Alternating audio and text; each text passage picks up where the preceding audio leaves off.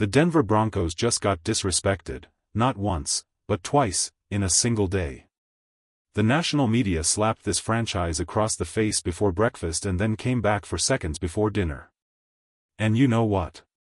Every slight, every ranking, every dismissive take is just another piece of wood getting thrown onto a fire that is already burning white-hot in that locker room. This team has had enough. And that might be the single greatest thing that could have happened to them heading into next season. If you bleed orange and blue and you are sick and tired of watching this franchise get overlooked, smash that like button, share this video with every Broncos fan you know, and hit subscribe so you never miss a moment of this ride. Let us set the scene properly, because the level of disrespect here genuinely requires context to fully appreciate. This is not some preseason poll put out in August when nobody has played a snap. This is ESPN's official football power rankings released after free agency concluded, after the draft is done, after every roster move has been made and every chip has fallen exactly where it is going to fall. This is supposed to be the most informed, most accurate assessment of where every team in the league stands right now.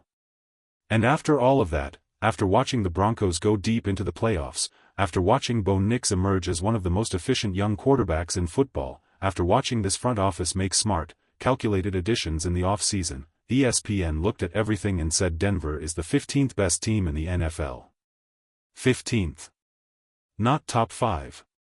Not top 10. 15th. Sandwiched somewhere in the middle of the league alongside franchises that did not sniff the postseason. That is where the national media has decided to put a team that, by pure mathematical definition, was one of the 4 best teams in football last season. You cannot argue with that math. When the final 4 teams are standing, you are one of them, that means you are a top 4 franchise. That is not a hot take. That is arithmetic. And here is the thing that makes this ranking even more infuriating when you actually look at who is ranked above Denver. The Patriots, who beat the Broncos by 3 points with a backup quarterback under center, are ranked higher. 3 points. With a backup. That is the margin of superiority the national media is granting New England over Denver. The Bengals, who got absolutely rolled the last time these two teams met on the field, are ranked higher. Teams the Broncos walked into their own buildings and beat, the Texans in Houston, the Cowboys in Dallas, the Eagles, all ranked above Denver. And the Buffalo Bills, who absorbed 33 points from the Denver offense in a single game, are sitting at number 2 in these very rankings. Number 2. The Broncos put 33 on them and somehow Buffalo is considered a vastly superior football team. That logic does not exist in any universe grounded in reality. So what is the actual argument being made for ranking Denver 15th? The ESPN write-up leans heavily on one thing, the statistical probability that a team can continue winning close, one-score games at the rate the Broncos did last season. The argument is essentially that Denver got lucky, that those margins will not hold, and that regression to the mean is coming for them hard. And look, that is a legitimate statistical concept. That is real. But here is the part where the analysis completely falls apart, and Sir E. A. Bettinger put it perfectly: you are making one assumption and completely ignoring the other. You are assuming all those one-score games flip the other way. But what if the Broncos simply stop making games that close? What if Bo Nix takes another leap, the offense stops hemorrhaging drops, the defense builds on what it showed in the postseason, and Denver starts winning some of those games by 2 scores instead of 1? That possibility apparently does not exist in the ESPN model, and that is a massive analytical blind spot. And there is another layer to this that almost nobody in the national conversation is acknowledging. Think about why so many of those games were one-score affairs in the first place. The opponents kicking field goals against Denver last season were not average kickers having average days. They were converting at the second highest rate in the entire NFL. That is among the most accurate field goal kicking performances against a single team in the history of the league. So when you strip that context away and just say Denver won too many close games, you are ignoring the fact that the opposing offenses were also getting bailed out by historically elite kicking. In a normal season, with normal kicking percentages, several of those games are not even close. Denver is winning some of them by a touchdown or more because the other team is not converting that fourth-quarter field goal at a 95% clip.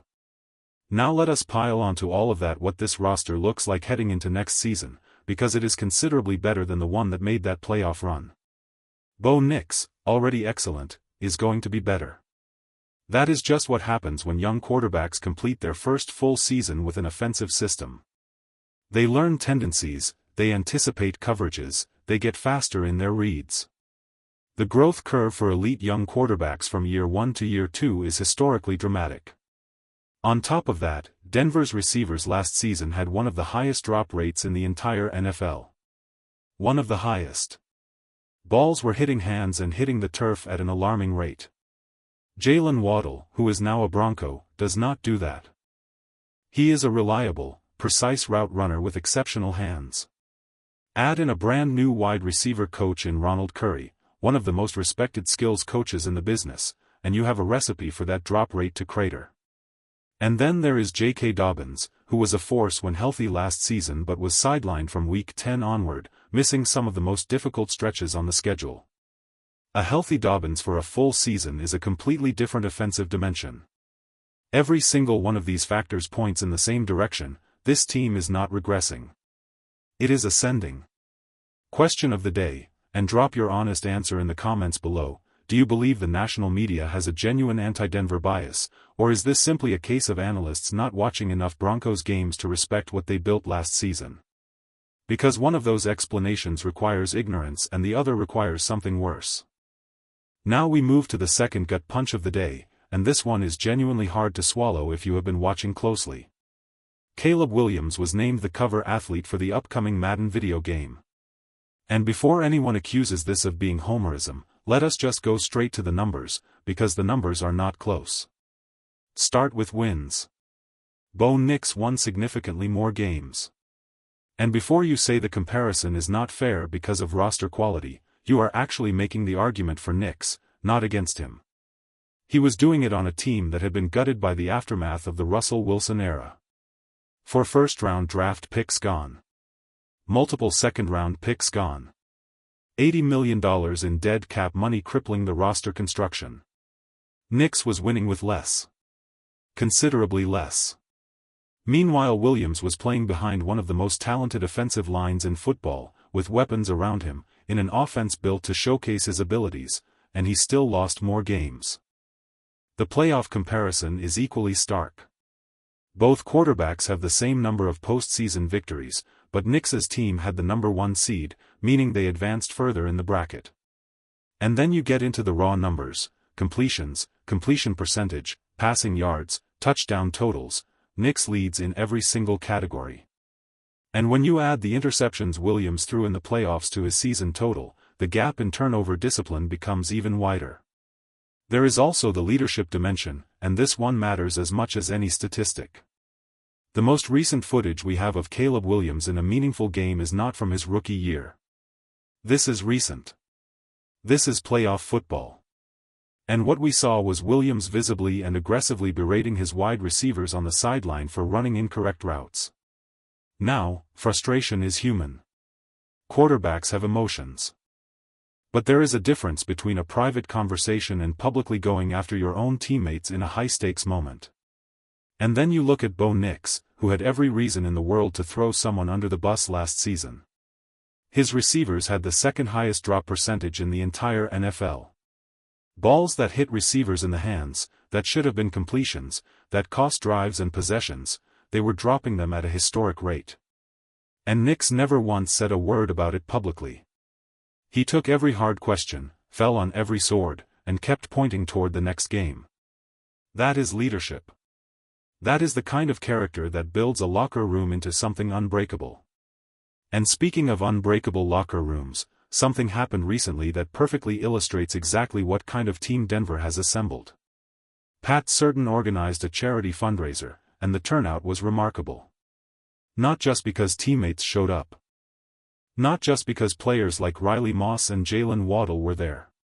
But because P.J. Locke, a player who is no longer on this roster, who has no contract obligation, no financial incentive, no reason to be there other than genuine affection for his former teammates, showed up. He drove out to support a guy he used to play with because that is what this team means to the people who have been a part of it. Compare that to the dark chapter in Broncos history where a quarterback had a teammate's jaw wired shut over a dispute about a charity appearance. That is not just a different era. That is a different universe. This franchise has been rebuilt from the culture up, and the foundation is solid. Pat Surtain himself has spoken publicly about feeling something genuinely special about this team. And when your shutdown cornerback, one of the best players at his position in the entire league, is talking about how much he wants to be a part of what is being built here, that tells you everything about where this organization is headed. And while all of this is swirling around the organization, the Broncos are about to hit the field for OTAs, and tomorrow we get our first real look at this revamped roster in action. Sean Payton will be speaking with the media afterward, so we will get some insight into what the coaching staff is seeing.